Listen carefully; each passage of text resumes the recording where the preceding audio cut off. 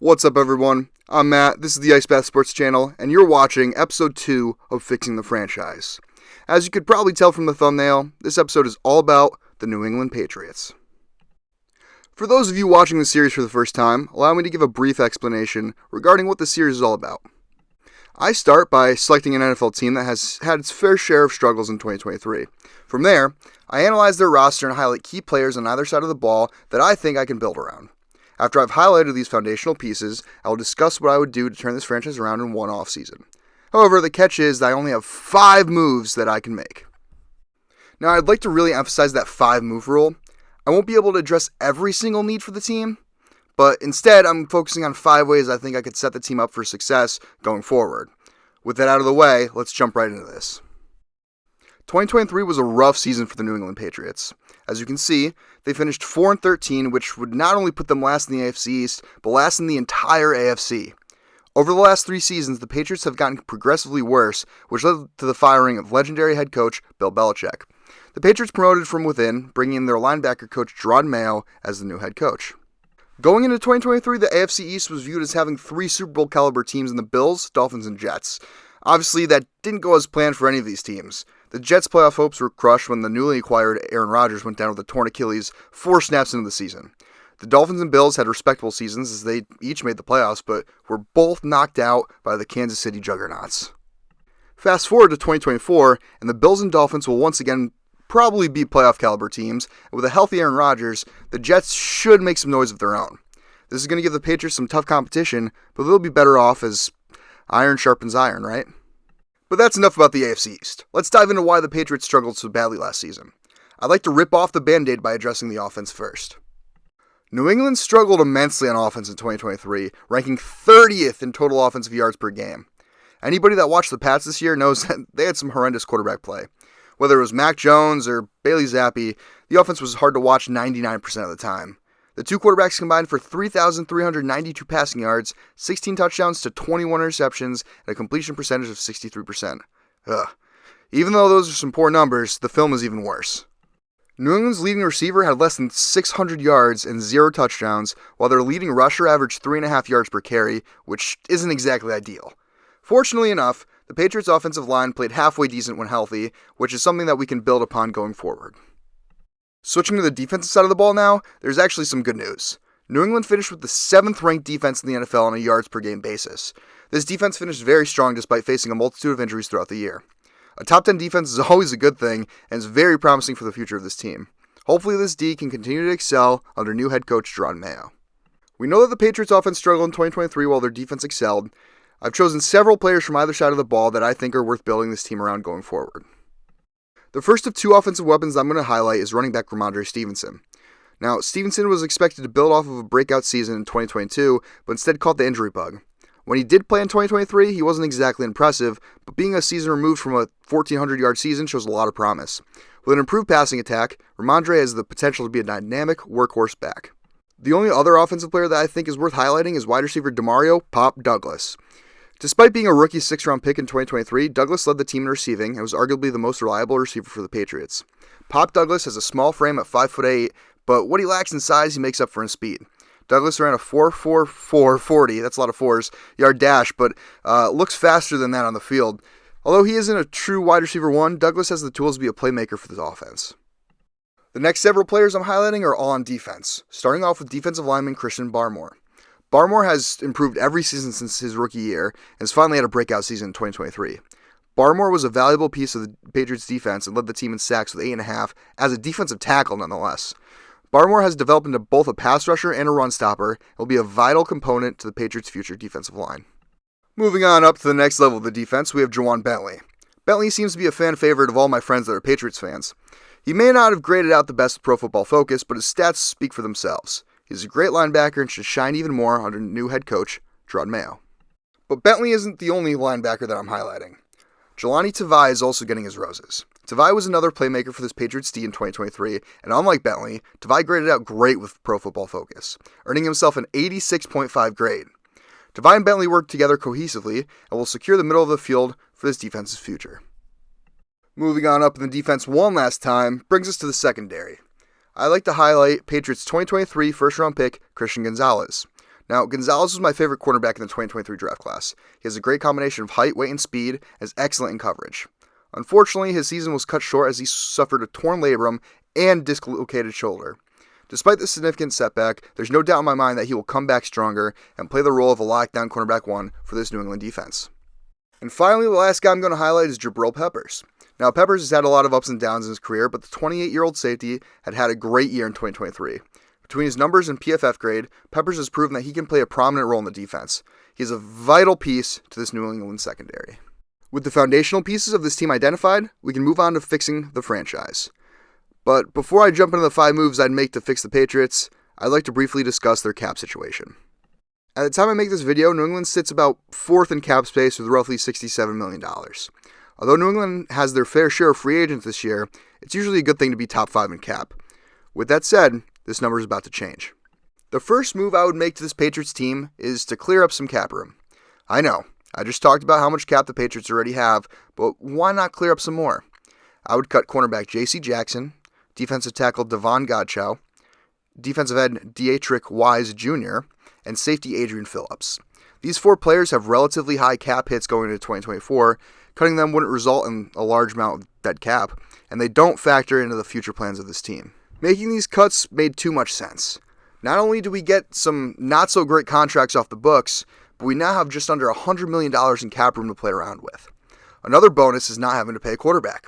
Whether we rock with Mac Jones or Bailey Zappi or draft somebody, we won't have to fork over $20, $30, or $40 million for the quarterback position. With this ample amount of cap space, let's move on to the second move I would make. This move would be re-signing 4 of the 9 starters set to hit free agency.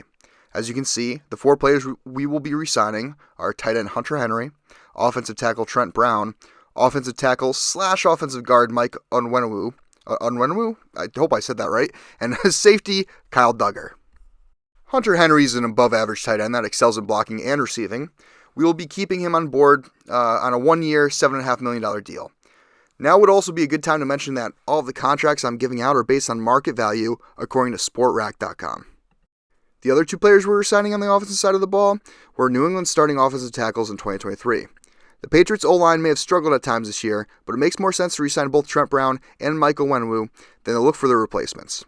Solid offensive linemen can be hard to come by, so holding on to the ones you already have is a priority. Brown missed some time in 2023, but he's an above-average starter when healthy. We'll be giving him a 2-year, $22 million deal, and Onwenu, on the other hand, is a talented, versatile piece in the O-line. He will be getting a large 4-year, $54.5 million contract. The 4th player we're signing is safety Kyle Duggar. Duggar is an athletic freak and has proven he can be a playmaker on the field. He's pretty versatile himself and will be a fun defensive weapon for new head coach Rod Mayo to play with. He will be getting a 4-year, $66 million contract, which is a substantial contract for a safety. And the 2023 starters that we're going to be letting walk in free agency are running back Ezekiel Elliott, wide receiver Kendrick Bourne, tight end Mike Gesicki, linebacker Anthony Jennings, and cornerback Miles Bryant. With cuts and re-signings out of the way, let's jump into the third move I would make, which is signing free agent edge rusher Josh Allen from the Jaguars. Josh Allen had a breakout season in 2023, just in time to hit free agency. He's going to demand a large contract, and with New England's cap situation, we will be able to deliver. Allen will be getting a 5-year deal worth $119 million. I know I've discussed how great the Patriots defense was last year, but imagine the damage they could do if they were to add another premier pass rusher alongside Matt Judon. Especially Josh Allen, who had 17.5 sacks last year. Speaking of Judon, he's on the wrong side of 30 and is a free agent next offseason. Signing an elite edge now makes just too much sense. The other 2 edge rushers I contemplated signing were Danielle Hunter and Brian Burns. But Allen put up the best numbers in 2023, graded out the best with Pro Football Focus, and is only 26 years old. Ironically enough, it would also be pretty funny watching Josh Allen try to sack Josh Allen twice a year. If you thought that was the only big free agent signing I was going to make, then you're sadly mistaken. The 4th move I'm making is signing Bengals wide receiver T. Higgins. It's no secret that wide receiver is probably the Patriots' biggest need outside of quarterback. New England hasn't had a wide receiver 1 in a very, very, very long time. But that was also how Bill Belichick ran his offense. With a new regime in New England, we are bringing Higgins in on a 4-year, $74 million deal. T. Higgins put up 900 or more yards and 6+ touchdowns in his first 3 seasons. Unfortunately, Higgins battled injuries throughout 2023, which is reflected in his stats. He's been the wide receiver 2 for Cincinnati up until this point of his career, but he has the intangibles to be the featured wide receiver 1 in an offense. With the Patriots wide receiver core being as weak as it is, he would be a massive addition. Before I move on to the last move I'd make, I bet you're probably wondering why I haven't addressed the biggest question mark for New England going into 2024, that being the quarterback position. Well, that's because I'm addressing it with my final move. I would draft the best available quarterback at pick 3 in the 2024 NFL Draft.